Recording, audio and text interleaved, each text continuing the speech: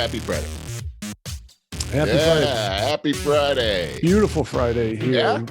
Oh, yeah, it really is. Now it's cool. It's cool, but we go from 80 degrees and sunny and beautiful last weekend to a couple days later, it was 30 degrees and gray. And it was awful. You know, There's poor something dog. wrong with that.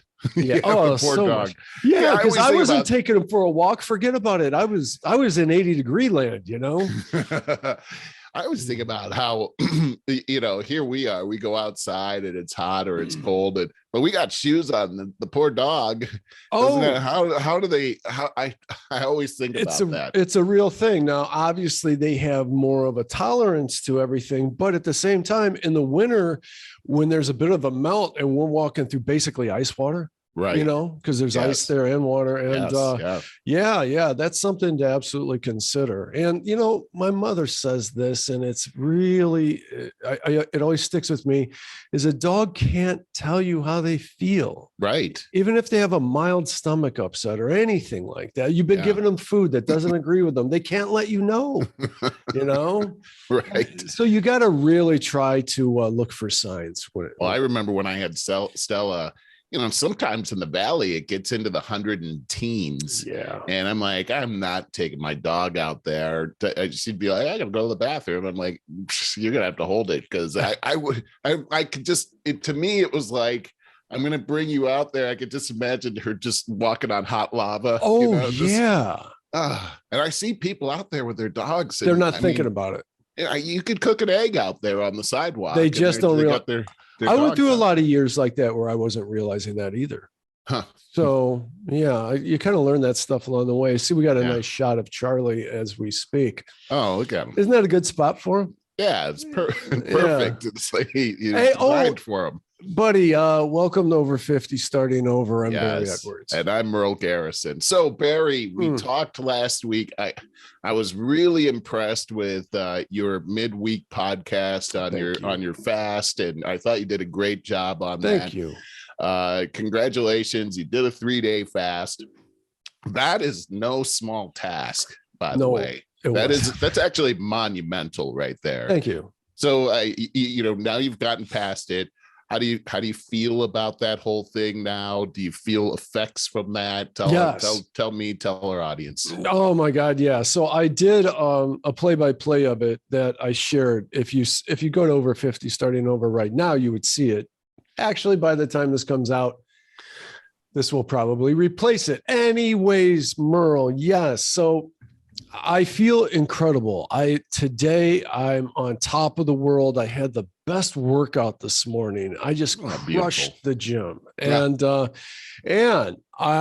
just before the show, just before I broke down and ate a sandwich, because I was dying. I weigh 1 pound more than when I stopped the fast. Okay. All right. So I ended the fast at 200.7, and I just weighed 45 minutes ago, I weighed 201.7. No, that's great. I expected I would bounce right back up 4 pounds. Back to the, yep. I lost 10, but I expected to bounce back up 4 naturally because I thought my body would be like, oh my God, food, hang on to it. That kind of stuff. Right. But that's not what happened. No. I may have maintained a very disciplined state here. Because I embarked on this at about April 10th, I said, I'm doing a health cleanse. And so I didn't know what that would entail. It's kind of fortuitous the way this just kind of worked out.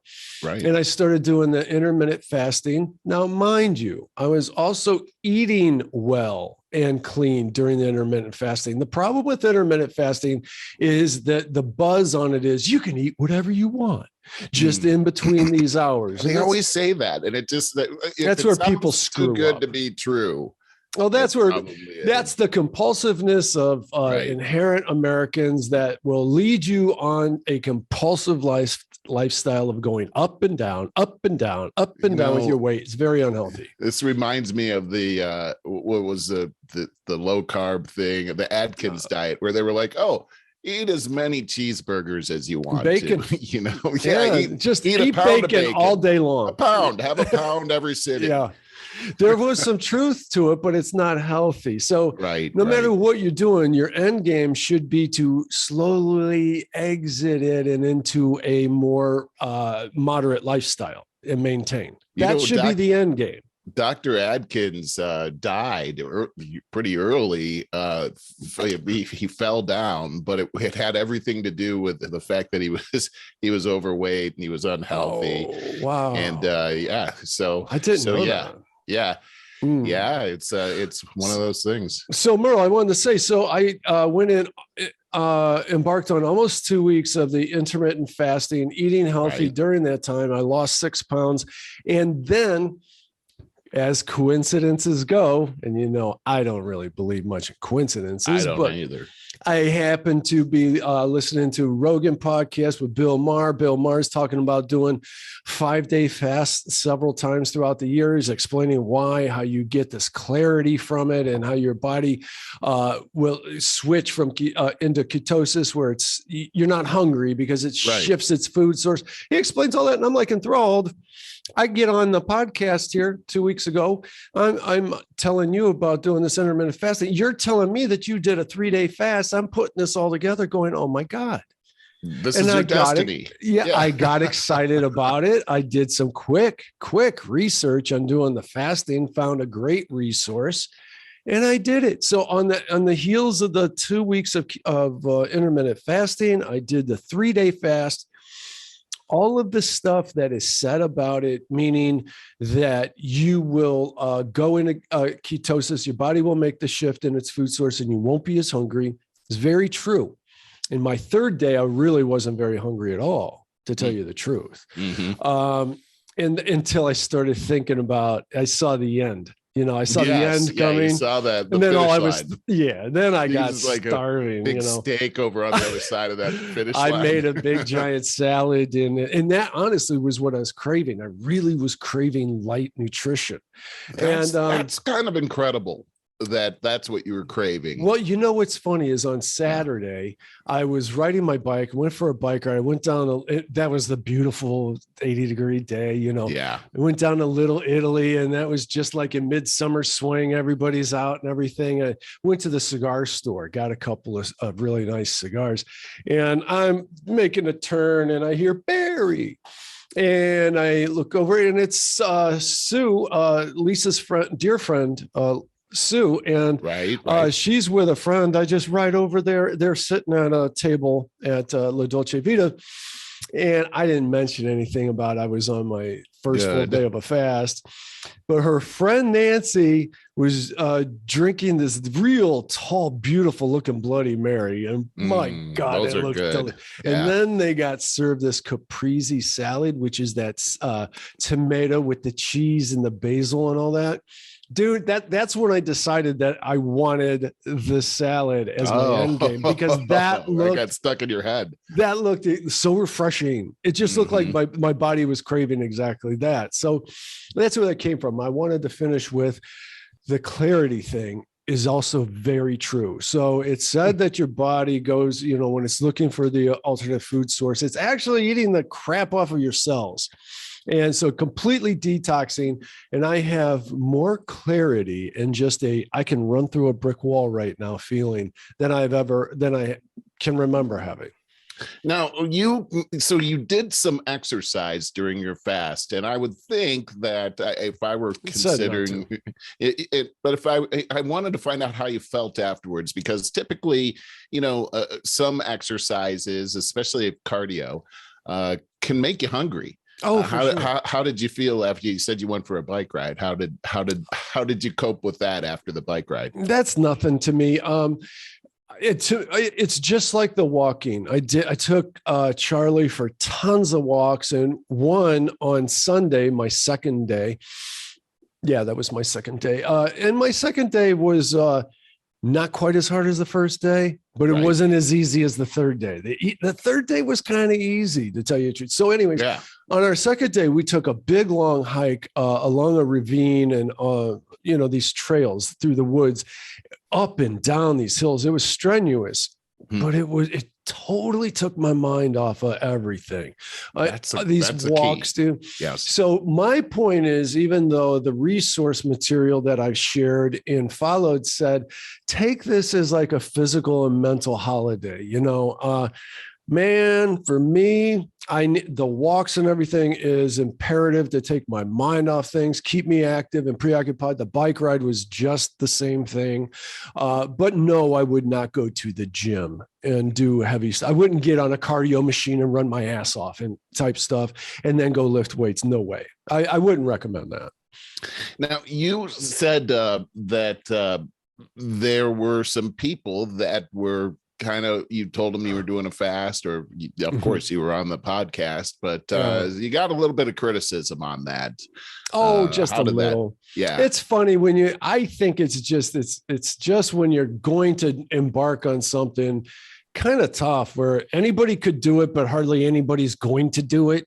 Right. Yeah. They just want to put their 2 cents in, and and the biggest was Lisa at the beginning. And she was just telling me all the reasons why I shouldn't do it right now and this, that, and the other. And she just likes to interject herself into stuff. But after I just said, stop, I'm doing it. That's the way. Then she was like super great, really supportive. She's, come back home from a walk. She's like, man, I was trying to get done cooking before you came home type stuff. It's like, hey, don't worry about it. I got this. I'm fine. But she was super, super cooperative. But the first day, I told you this, we had a great conversation. I think it was Tuesday. We talked for an hour and a half, or Wednesday. Yeah. You and I. We did. I know. It was fun. That was fun. It was. And I told you that. So the first day, the entire first half of the day, this is all she could talk about is this fast I'm doing. How do I feel? What do I feel? Every 5 minutes, how do you feel? And talk about different foods because of this, that, and the other. And then she goes, and she goes, how can I help? And I go, stop talking about it. And she laughed. That's but she funny. Got it. Because I mean, really, you gotta preoccupy yourself. Well, she loves you. She cares about you and everything. Doesn't want you to hurt yourself. And I mean, it's on display right there. Good job, Lisa. Where do we go from here? One last question on this is we talked about a spiritual aspect of this. And what was your take on that? I mean, how did you? It's huge. And that's what I mean about even today. And I felt it all morning, big time. And I have the last few days, but today more than ever for some reason. And this is 4 days later. Yeah. But it's what we talked about. It's what I hoped for. It's what I thought would happen. I am vibrating at that higher frequency. And you would call that just being right there with God. And so it's, I always believe our spirituality is side by side, and it's a matter of semantics and in a great many ways. And no, I'm seriously vibrating at a high level, and I feel like I can do anything right now. Beautiful. That's really cool, Barry. Congratulations again, man. Yeah. I agree. Right. I mean, clarity and you being in touch with your spiritual side of things is you got to have that detoxing too. And it's your body, mind, and spirit are coming together right here. Yeah. That's just it, we talked about the fact that, from a Christian point of view, God's word is spiritual food for us. And when you cut off your physical food, all you have is the spiritual food to rely on. And that's what gets you through. I do have another question for you, Barry. When you got to that third day, you mentioned the third day was the easiest of the 3 days, which is almost mind-blowing. Yes. Were you tempted to take it? You heard about a 5-day fast. Were you tempted to take it into 5? I could have done 4 days. Yeah, for sure. I thought a lot about it. And then I just really tried to step outside myself and think objectively. And I thought, this is my first time ever doing this. I don't even know that much about it. I only did a bit of research and had some ideas. For not knowing a lot, that was a pretty big it was a big foray. And so that's where I took it. I'm like, so the smart thing to do would be to just get through this and do so. Salad. intelligently, and let's see how I feel. And will I do this again in the future? And will I go 4 days? Well, after the dust settles, the smoke clears, I can say, in all likelihood, I will be doing this again because the benefits really outweighed the discomfort. Right on. It's 3 days, man. You could do anything. That's it. You can't see, and there's another aspect too, is once you accomplish something like this, you realize if you set your mind to anything, you can do it. I mean, if you can go without food for 3 days, you can pretty much do anything. I want to get back to the spiritual aspect because this is something you and I talked about. I think it's very interesting. It's spiritual, but it's also just, I don't know, it's real world, everyday perspective. So yes, if you could do this for 3 days, then you can not dive into that bowl of pasta because you're hungry because you haven't eaten for 5 hours and behave like a human being and do so moderately and responsibly. What I'm talking about is the change in perspective with food, the change in perspective with yourself, the respect for the food, the respect for yourself. When you're this hungry and you're not going to eat, that's taken away from you, then you do get spiritual pretty damn quick. And you start thinking, what I was thinking is there are people all over this world that are starving on an involuntary basis. And here I am starving myself because I had a pathetic situation of overindulging in my life, which is, it makes you aware of, in our society that we have obesity is one of our number one problems in America is absolutely pathetic. When other people, especially throughout recent history, have starved to death, and what's been going on in Shanghai, China, all of these different things. And so it's a really important thing to do for the aspect, the respect for this food source. And that reminds me, my old friend Irby, who passed away, he used to always do a quick little silent prayer. I could just see him doing it before every time that he ate. He was thankful for the food in front of him. And that now has more meaning to me than ever. We should not take that for granted. We should respect the food that we are blessed with, and the country that allows us to have that as well. Boy, you got so much out of this, Barry. I did. It's inspiring, actually, to hear this. One of the aspects of this, too, 3 days without eating conditions yourself, your mind, to understand that you do have power over your flesh. You have power over your body. You don't have to just react to the signals that your body gives you. And I'm not just talking about physically, I'm also talking about emotionally. Yeah. We have the power to control our anger, to control our attitude. If you have power over your hunger, you have power over a great deal of your mind and what you allow into your mind, what you allow yourself to concentrate on and to think on.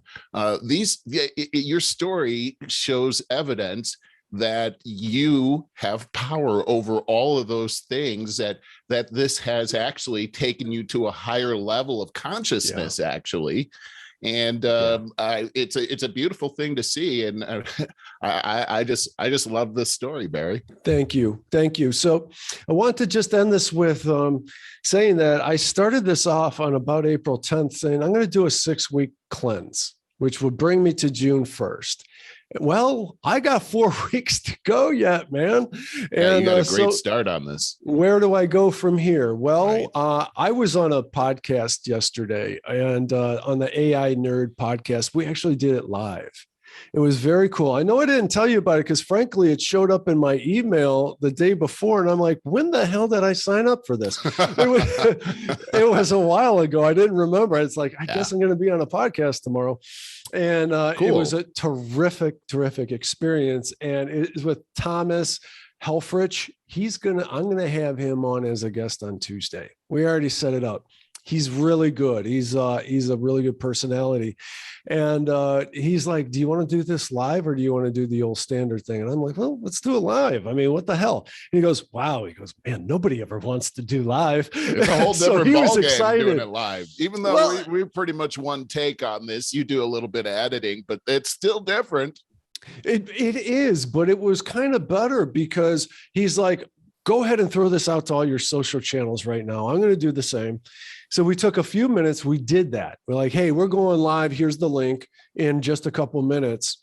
And so we're getting comments and stuff as we're talking. That's cool. Very cool. And Yes. then you get the double whammy of having the recording, which you can post in your regular podcast. We should think about this. I saved the link. I would be all over that, Barry. I would All right. love Well, to we be will able do to that. react to audience live. I think that's pretty cool. We'll have to do that because it was fun. Like he was like kind of surprised that I'd want to do it, but we do this all the time. And it's like, we don't edit it. It's so what's the difference? You know? Yeah. No kidding. Hold on. I have two things. One is just a comment. I did a show on local cable access of many years ago in Sandusky, and it was live. And people would call into the show, and I had so much fun just interacting with the people that would call into the show. That was a ball. I think the two of us doing something like that would be really fun. Second thing, tell me more about this podcast. What was it called? AI Nerds? Yes. So I don't have the link to our recorded live thing yet, but I will share it when I get it. And I'm looking at the Facebook page. So it's on Facebook/AI Nerd Official. Okay. And all one word. And again, Thomas Helfrich was my host, and he's really good, man. He's really good in front of a camera, really good live. So it was a lot of fun. And his partner is Stephen McKeon. I did not meet him, but I'm looking forward to having Thomas on our podcast, and you'll get to know a lot more about his. We just talked about Over 50 Starting Over, our podcast, during that whole half hour. So that was a lot of fun. And you know what? I never spent a lot of time this is terrible of me, a marketer. I never spent a lot of time figuring out the best way to describe our podcast. And I should be able to do that in one sentence for marketing's sake, to put it on the front of our website and stuff. And I was kind of just talking about it. And I said, you know what? It's just like having two really good friends of company talking about really interesting things. That's really what it is. And trying to get a little bit better with ourselves and our careers each day. That pretty much is a nutshell what it is.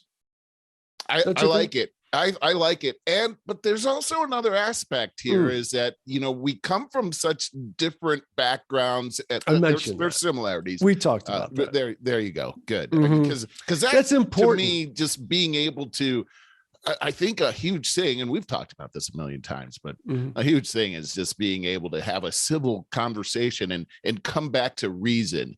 This whole to disagree and be good with it. And that's the whole thing, because what we're dangerously veering into in our day here in this country is that's a thing of the past. You're not allowed to have an opinion that disagrees with whatever you got to cut off friendships is, right? Exactly. And this is a show that fights against, we rail against that. There you go. That's a really good way to put it.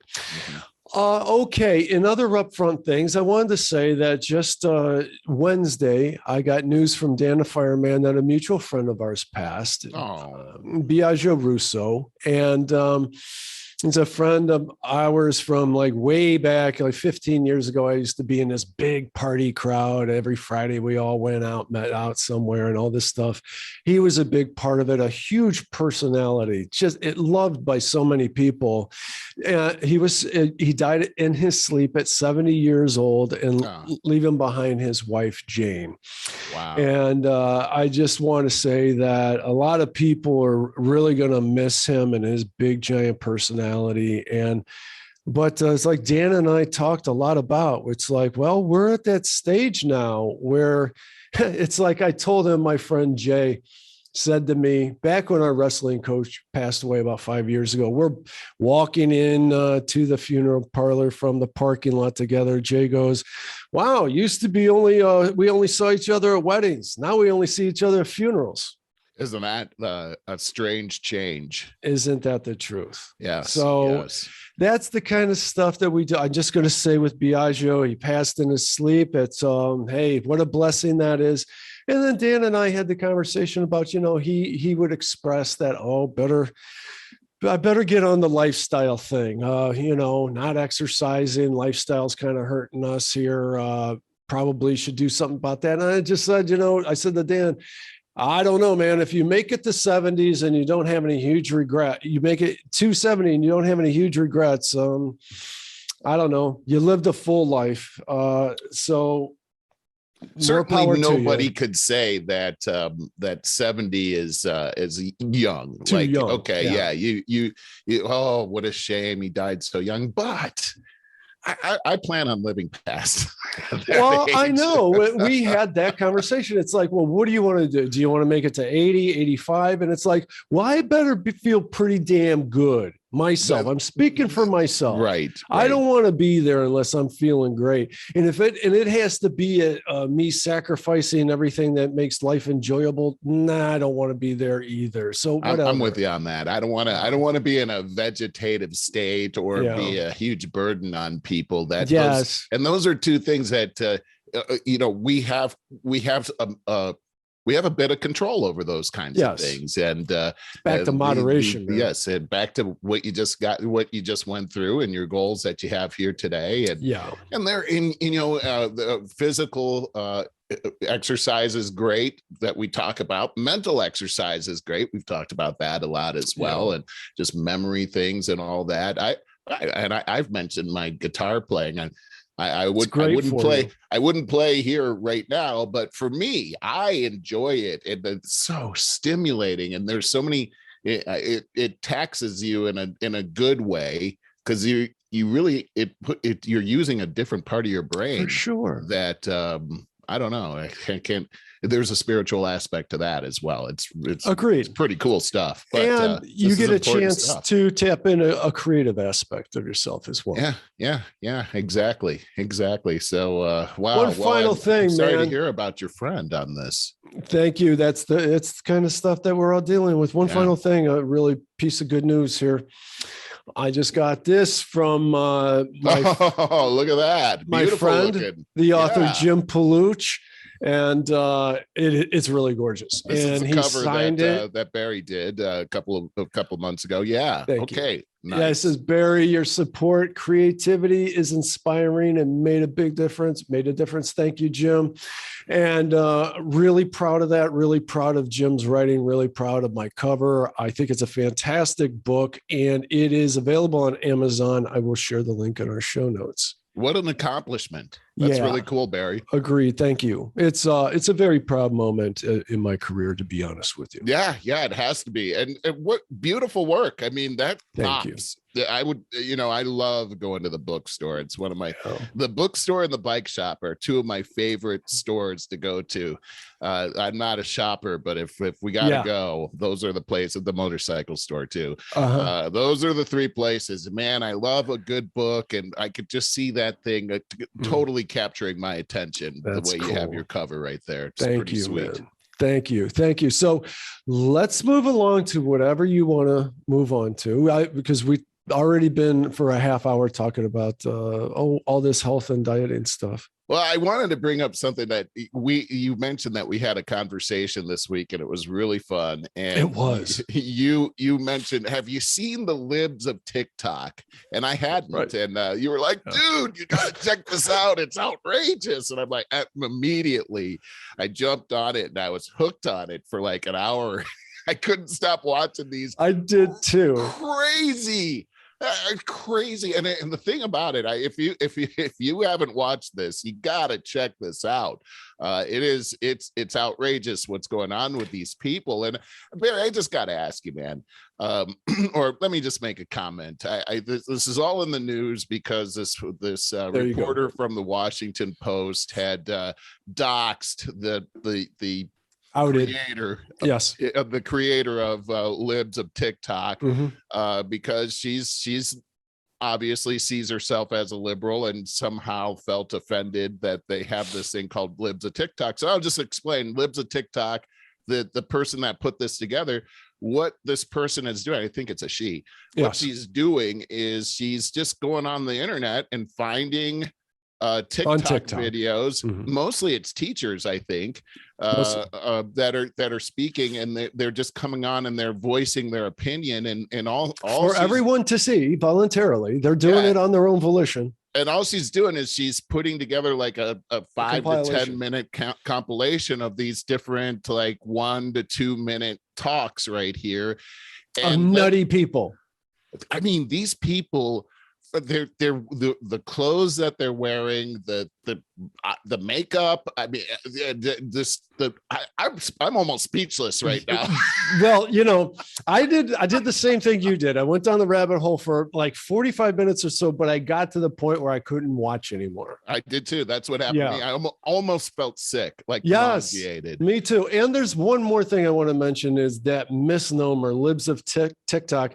I get offended by that because I think they're libs. No, they're leftists. Yes. There's a big difference. And because I still consider myself a classical liberal, I always do. You are. So I'm a little offended by that, but I understand the misnomer. A lot of people do it. I used to do it. I think it's a pretty important point, though, because first off, this was exactly where I was going with this is if this woman at the Washington Post that did this dastardly deed here, and I don't think it's a good thing that she did, but I could understand being insulted by this because this is so far out there, you guys, that you can't, nobody could be proud as a liberal watching this because this isn't liberal stuff. This is like out of this world stuff. It's the things nutty. That these people it's mental, but they're teaching. Most of them are teachers teaching our kids, and they're telling you how, as a parent, you have no right. Get out of here. That we know what we're doing. This is the kind of stuff they're saying. And by the way,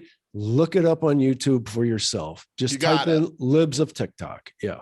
Well, and you know, it's funny because shortly after that, I saw. Well, let me just back up and say this. So, some of the stuff that these people are saying was outrageous enough, but just the way that they were dressed or what was in their background, it appeared like these people hadn't actually grown up. Like they mentally, they were still in maybe junior high. Yeah. Like one of them was telling us about how she's teaching our children, and it looks like she's sitting on the lower part of a bunk bed, and she's holding a stuffed animal. Like she looks like she's a teenager, really. And then she's in charge of our kids, and that's horrifying. I think this gives teachers a really bad name. I don't think all teachers are like this. No. But this week, the president was at a Teacher of the Year event, and he urged teachers, I'm just going to read this, to help students gain confidence enough to know what they can do.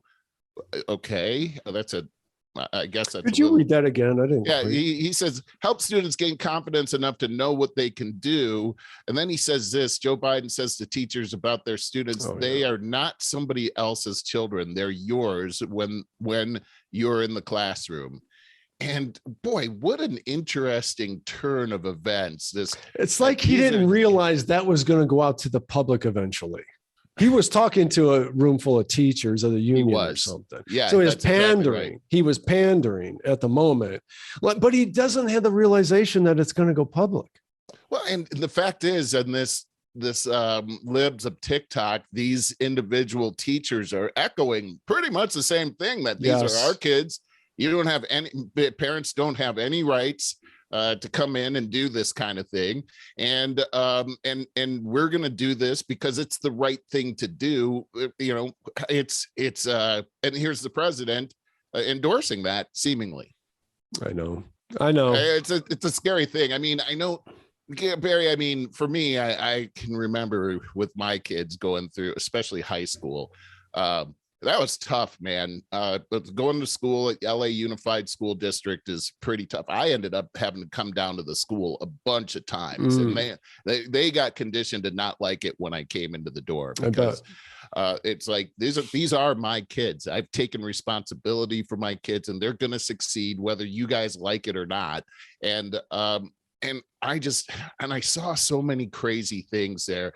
One of the things, Barry, that I'll say is that I'm hearing a lot of parents talking about, this is so unfair, and these are our kids. But here's something I saw when I was down there. This was when my kids were in junior high. The very first thing that we did for our kids at school was we were called down to the school, and there was this conference, a parent-teacher conference, and there were all these parents, including Anne Marie and I, in the room, and they're getting ready for, the principal was up there, several teachers, and when the principal started talking, before that, there was all this chatter in the room and everything. The principal gets up there and starts talking, and the chatter never stops. In fact, it gets I expected louder. you to say the opposite, of course, because that's how, I did too. Yeah. I did too. And it gets louder. Not only that, people have brought their kids there.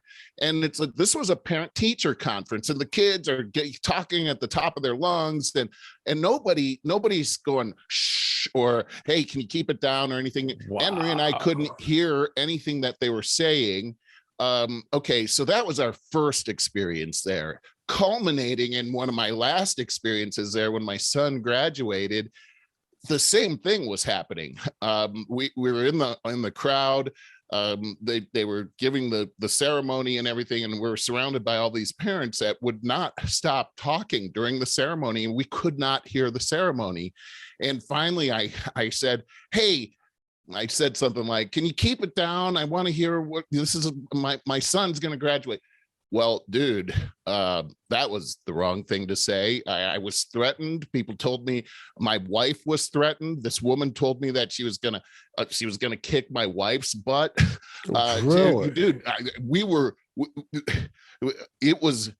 were in hot water right there. And oh my God, I guess it was so disappointing what we saw. This was a recurring theme all the way up until the end, where my wife and I felt physically threatened by the parents. The point is that I want to make is that I can't put the whole blame on the teachers here, because the parents are complicit. The parents in this big city didn't seem to give a crap what was happening with their children at school.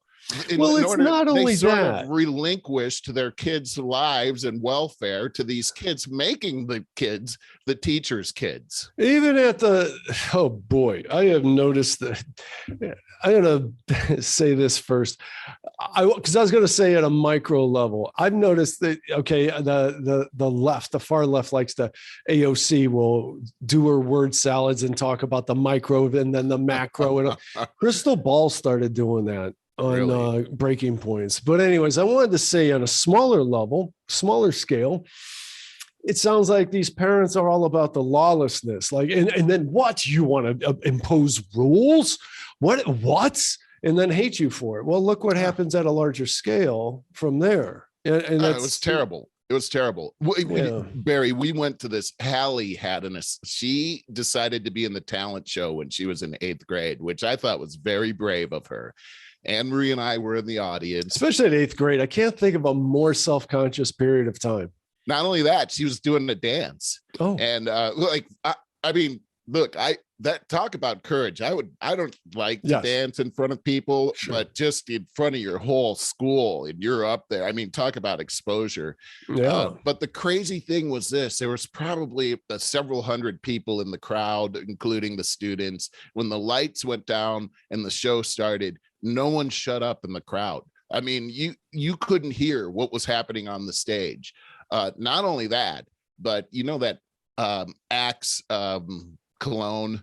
At the time, these kids had figured out that they could huff Axe cologne and get high off of that. So as soon as the lights went down, chase it with a Tide Pod.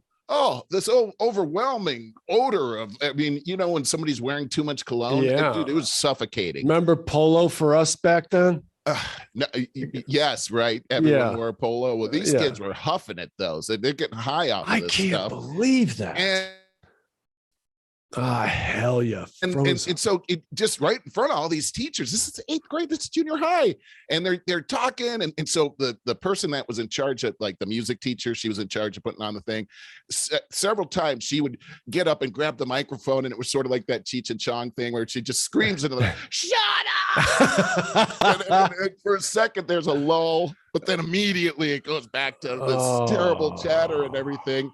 And I mean, the fact was, they had no control at all for these kids. And I just thought, like, well, look, if the parents don't care what's going on with their kids, you're going to have this. And once you have this kind of situation, the teachers are going to be like, well, we're going to just take over. And this is where we are. You know what? It's a slippery slope. It's like everything today, because if they try in any way to discipline their kids, the parents used to be, oh my God, they're calling my mom and dad, I'm dead. Now that's what it used to be. Now it's like, I'm going to call my mom and dad because you're trying to discipline me, and your mom and dad comes in there and threatens a lawsuit on the. It's so wrong. And so that's where the turn went. You're right. And now there's just no discipline for anybody anymore. And then these same people go on to realize, oh, they're being spoon-fed victimhood. I could, say I'm trans, or this or that or the other, and call you all these horrible things, racist, homophobe, blah, blah, blah. It's all weaponized. And so now you just can't say anything to anybody. Well, and here's one last thing. I remember coming to pick Hallie up from junior high. She was in eighth grade. And it was during lunchtime, and they were all out, like, I guess it was the playground. And anyway, all these kids are outside, and I'm trying to find Hallie.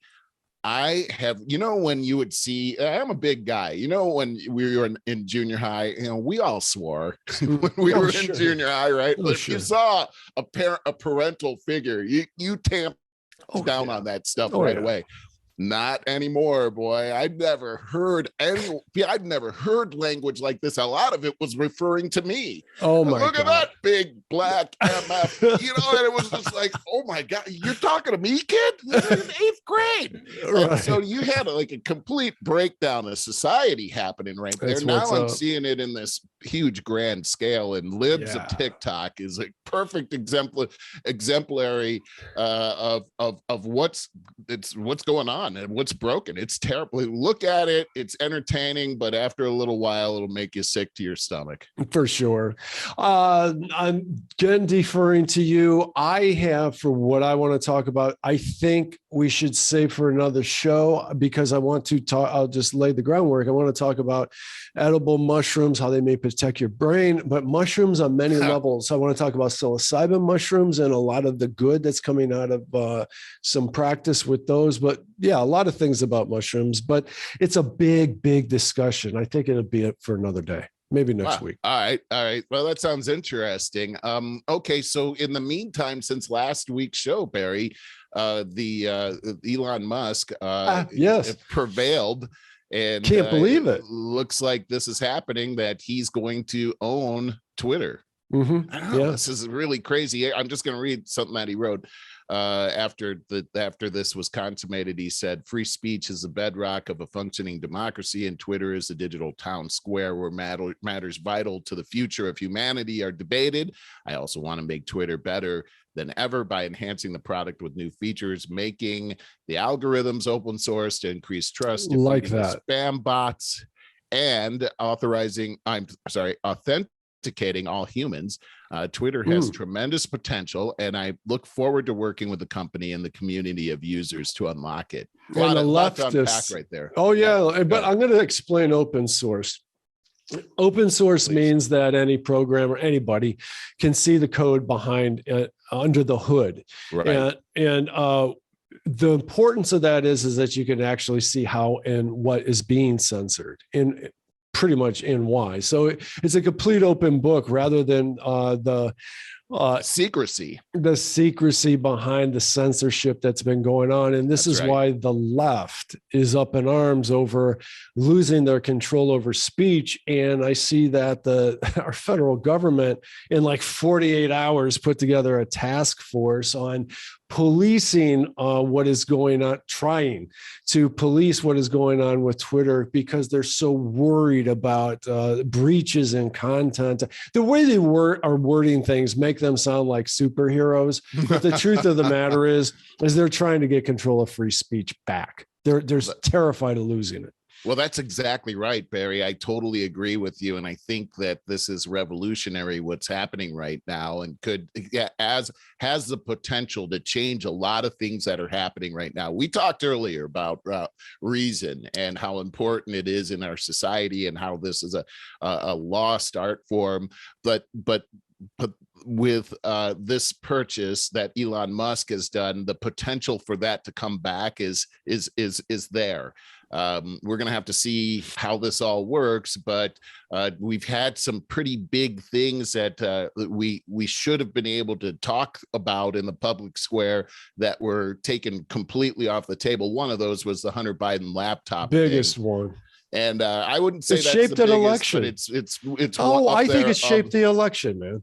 Oh, I totally agree with you. I think that there should be retribution as a result of that for messing with an election. Absolutely. I mean, this should be one of the highest crimes that can happen in a Republican style government, and this has been taken away from us. And this is really the difference between authoritarian government and a free society that we're looking at, and it all hinges on free speech. That's why the First Amendment deals with free speech. It's the linchpin for all things democracy, and that's exactly what Elon Musk believes.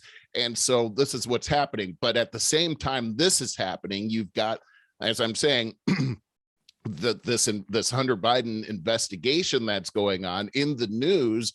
We've got the Attorney General saying that the Hunter Biden investigation needs to be completely let's see, let me just read this. This was just this week, that while all this is happening, no interference allowed in Hunter Biden investigation. He's saying no interference of any kind. The president's already told his subordinates clearly these are the people that can and will be fired. So here's the controversy. The Department of Justice is investigating Hunter Biden. Joe Biden has already said, I can fire anybody I want in the Department of Justice. So this is the proverbial fox guarding the hen house here. Yeah. And so not only that, but they're doubling down, Barry. Just this week, the Biden administration creates the Disinformation Governance Board under the Department of That's Homeland what I was Security. talking about. Yeah. Yeah. So you got the Attorney General saying, hey, stay away from this Hunter Biden thing. Then you've got the Biden administration creating a disinformation governance board with a disinformation czar. Mm-hmm. I don't know. I don't know if anybody knows what czar is. Obviously a Russian word. The translation of the word is king. Right. Okay. So it's funny, but we have a First Amendment. Yeah. What?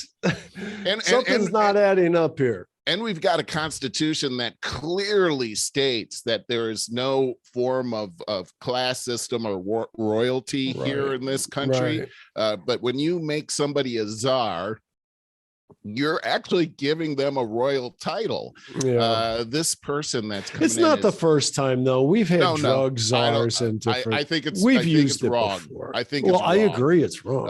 Any kind of czar is wrong, but especially disinformation, because like you said, we have a First Amendment, and this flies in the face of this. Her very first, this is Nina Jankowicz. Nina Jankowicz is actually a former advisor to Ukraine. She in 2020 said that the Hunter Biden thing was fake news. I remember that. So on her first day in appointed to this office, she's actually talking about this. She's actually also talking about things that are happening at the border. So this person is going to be the big deal is really revolving around Russian disinformation and irregular migration. Those are her two big things. So you take a look at what's happening right now with Ukraine, Russia, look at what's happening at the border as well. That's been in the news this week. In fact, this week, Mayorkas was having had a DHS, was in a congressional hearing, and boy, Jim Jordan was all over him. And it came out that, we've known that they've arrested 23 terror suspects at the border that were on the terror watch list. And the question is, well, Mayorkas, what happened to those terror suspects? Are they still in custody? He didn't know. He didn't know if they'd been released. He didn't know if where they were. He said, I think a couple of them are still in custody. In other words, what are you doing down there? What's happening here? You don't even know what happened to these terror suspects. And now you got at the same time this disinformation person that's going to be in charge of how this information is released. This is 1984 Orwellian stuff going on. I know here. It's ridiculous. I hope that, but I think that as we take a look at what's happening with Twitter, obviously there was a knee-jerk reaction here, and I think it's kind of interesting. It's interesting, but you know what? It makes me think back to our conversation, that fun conversation we had a few nights ago.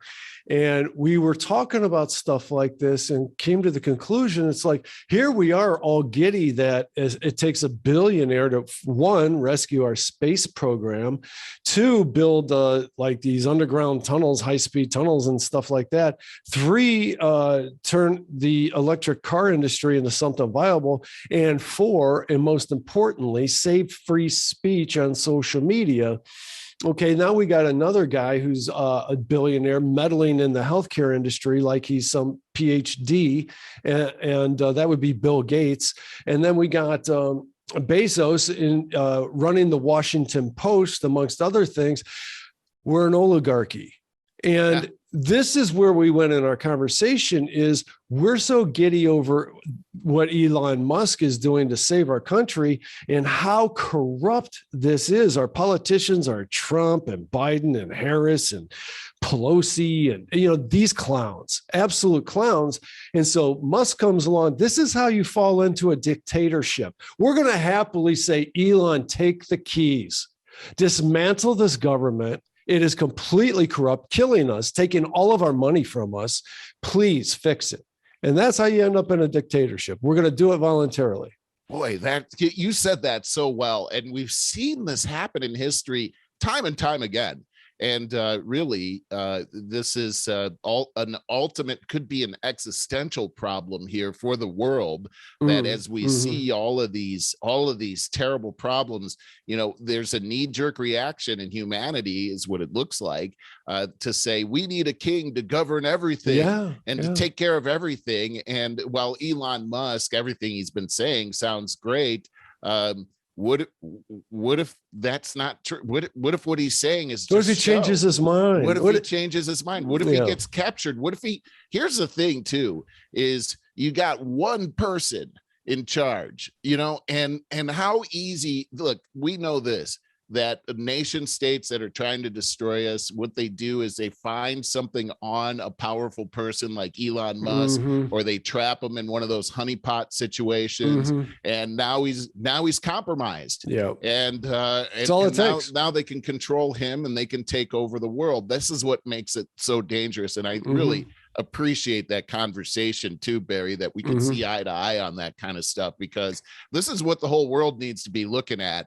So why is it that it takes a multi-billionaire to do this? And then take a look at our media systems. We've talked about this a bunch of times, where it's all owned by billionaires, all of it. They're the ones that are painting our world with information and pitting us against us. That's exactly right. That's what makes this show so great. What we're doing is we're showing that, hey, a liberal and a conservative can sit down and actually find most things in common. Most things we talk about, we agree with. Well, think about this. The whole world does, outside of you and I. It's everybody as far left as you want to go, as far right as you want to go, and everybody in the middle is, if you know anything, you're fed up with the corruption of every one of our systems, from from our Manchurian candidate president to our pharmaceutical industry, to the FDA, to the food industry, to the fossil fuels, you name it. I mean, all of these people, the super rich have lobbyists that pass laws for themselves so that they pay less in taxes. Every aspect of this country is corrupt. And so that's why, the far left wants to burn it down in complete anarchy. It's like, I get it. I do too. I'd rather have the billionaire squash the whole damn thing, though, and try to tell us that he's going to put it back together the same way, but not corrupt for the time being. And we'll figure out how to put more checks and balances in there while we're rebuilding it. I don't know, but something has to happen. You're making great points as usual, Barry. And this is, the pitting against us. Conservatives pitted against liberals when they have most 90% of the issues out there we all have in common. The left is such a small entity here, but look at how they have hijacked the moniker liberal. And have pit. This is again back to the libs of Tik Toc. It's a misnomer. It is, and yet it pits liberals and conservatives against each other, and conservatives and liberals can't speak to each other as a result. It's just the craziest thing. This whole notion of men being able to give birth. Are you you're gonna pit Barry and I against each other over an issue like that? Well, guess what? It's happening all across the world right now. Oh, buddy, it's like crazy. It's so nuts. I was listening to a Rogan podcast this morning at the gym, and this journalist is on there. Douglas Murray, I think is his name. And he was talking about the lunacy of waking up to a news story where they were talking about this lady who, a homeless person who identifies as a woman, pulled out her penis and did all this stuff, tried humping a fence or something like that. And they kept referring to her penis. And it's just the lunacy of it all. You go into, there's people identifying as women going into prisons and raping and impregnating women. These are not women impregnating women. It's insane. Right. It is insane. God, it's like, insane. And these are the same people that tell you to believe the science. Yeah, you're right. And I just found out that swimmer dude, Leah, is still has his penis. Yeah. He hasn't had any kind of altercation whatsoever. That's nuts. It is. No, he's had no pun intended. He's had testosterone replacement. There is some kind of reduction in testosterone, but he's already lived a full life as a fully bloomed adult male. So my understanding is that he's also attracted to women. I mean, he likes women. That's true as well. So look, I said it before, and I'm quoting somebody else that said something brilliant. It's like, okay, if you're going to make the brave move because you feel like you're in the wrong body, make the brave move identifying with the other gender. Hey, that's great. But you got to make sacrifices like the rest of us make when we make a bold move. You're always leaving something behind. How about not beating up on the gender you're now identifying with in the swimming pool and killing all of their dreams? How about that? It's so unfair. It's just so we're unfair. An insane how does he but you know what? This is how the divide happens, Merle. Listen to us. Right. We fell into it. Now this is the nonsense we're talking about when we were talking about some meaningful stuff. Yeah. Well, this is you're right. This is how it happens. And these the people have been duped by this kind of thing. There is a plan that's involved in this. And we can't fall for this. And what we really need to focus on our commonalities here, because we've got a lot of them here. Hey, I see time's getting away from us here.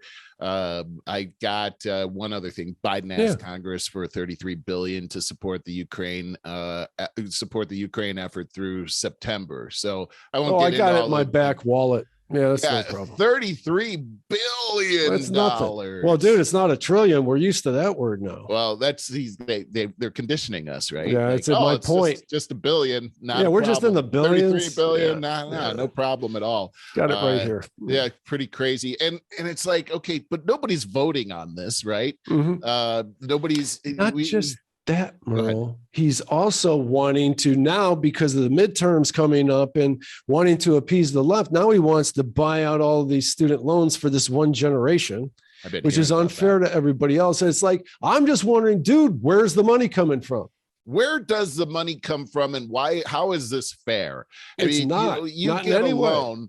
You get a loan. And that's real money. Somebody gets shortchanged on this every single time. It's just like the whole rent forgiveness thing, or whatever that whole thing was, where people suddenly didn't have to pay their rent. Well, somebody owns that property, and in the place that they likely paying a mortgage. Yeah, they're not saying, "Oh, well, hey, it's the pandemic. You don't have to pay." It's just terrible how this is working out, and how people aren't thinking through this whole thing. What I got to say is, if he's going to be throwing billions of dollars around like this of our money, I'm taking it personally. That's my money. Me there too. Yes. I want to hear where it's being cut from. There's plenty of places to cut. In my opinion, never hear that. I would dismantle the IRS and make a flat tax, fair tax. And look how many trillions of dollars we're spending there just to maintain that, and they're putting more money into it. Yeah, and we know that it's not efficient, and there's a whole show on that. But anyways, the point to that is Biden is just being told out of panic about the midterms coming up to start making these desperate moves. I agree with you, is that this is, as we get closer to the midterms, they got nothing. They got nothing to hang their hat on here. So the Ukraine thing is very popular. And it seems like, that's something that'll get the votes, but what's the outcome? What are we looking at here? Because we're hearing a lot of nuclear threatening verbiage coming from Russia right now, and World War III kind of stuff and everything. And this is we can't be trending down that line. I mean, this is Biden's got to do something. Look, the border, in my opinion, is, what's the worst thing that we got to deal with? I guess nuclear war. The possibility of nuclear war is pretty damn high up there. Yeah. The border is a close second. Inflation is a close second. I'm sure I could think of like 4 other things that he hasn't addressed. Well, let's say he does address those 3 things and does address them well.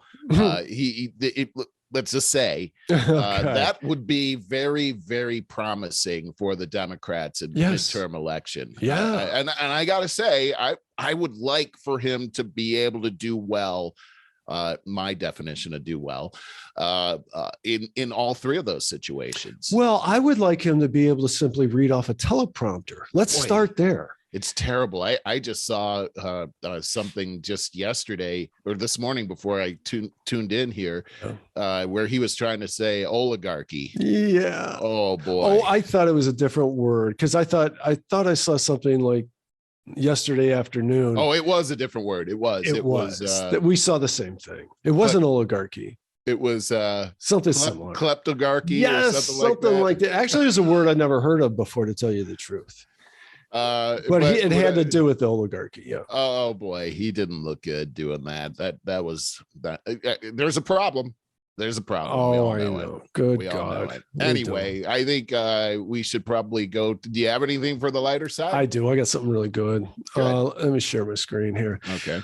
Okay, so the lottery winner who gave away half her fortune is addicted to helping others. This woman in Hartlepool, England, I hate this overuse of this word addicted. Why? Why? She's been helping others with her lottery winnings of 115 million pounds. And that's I don't know, that's probably $200 million or more in the conversion. And she won that in the national lottery in 2019, 55-year-old Frances Connolly. She's already given away half her winnings. She estimates she has given away 60 million pounds and does not keep a tally, joking because she doesn't want her worried husband to see it. She says helping other gives you a buzz that's addictive. So she's the one that came up with that term. The former social worker, so she's already in that direction, and teacher, has set up two charitable. I got something to say about this. She set up two charitable foundations, one named after her late mother, Catherine, and the PFC Trust, which supports local young carers, the elderly and refugees in her hometown. She also backs local community groups. I love that, which help people get jobs, support refugees and young carers, and provide electronic tablets for old people so they can stay connected to their families. There is such a need there. I love this woman and I thank her for it. Connolly balks at the idea of spending money on luxuries like yachts, saying reports of someone spending 25,000 pounds on a bottle of champagne made her think the money could be used to help a young person buy a house. You got to love this person. So when the PA News asked her why she was happy to give away so much, she goes, why wouldn't you? I've done it all my life. I've been a millionaire anyway if I took back all the money that I've been given over the years. Wow. All right. So Lisa and I had this, I think everybody, you've had the conversation with Anne Marie, like, we buy lottery tickets like once every 5 years when something goes to $500 million or something. Right. And then we start having this. I'm driving around daydreaming, like, what would I do? I swear to God, Merle, I've thought so much about it. First of all, totally believe in the adage, you give a person a fish, they eat for a day, teach them how to fish, they eat for a lifetime. I would set up trust. I don't care. As long as I had enough money to live comfortably the rest of my life, I would set up trusts for the things that are most important to me, where they only got money off of what was profitable. Like, they can't just take it out of here and they're giving it. Like, first of all, the person running the trust must make a profit. All right. You're only getting paid off a profit. And the entire organization is only running off of whatever's profitable, whatever they do, that it's in an incentivized nature. So the better they do, the more, that's what gets funded. That's the way I would do it. And I'd hire some smart minds to put that together in a more articulate way than I just did. So that's my thoughts on it. Yeah. I don't play the lotto at all, but it's one of those things that it is fun to dream and think about. Well, what would I do if I suddenly had all of this money? I always think about that end of that movie, Trading Places. Trading Places. Yeah. Feeling good, Billy Ray. Yeah. I love Looking good, Willis. Yeah. Feeling good, Billy Ray. That's one of my favorite happy endings of all time. There you go. We used to quote that back in college. Yeah, we did, didn't we? That was great. That's great. I would say, looking good, Willis. Great memory, man. Yeah. Anyway, well, good with stuff, that. Barry.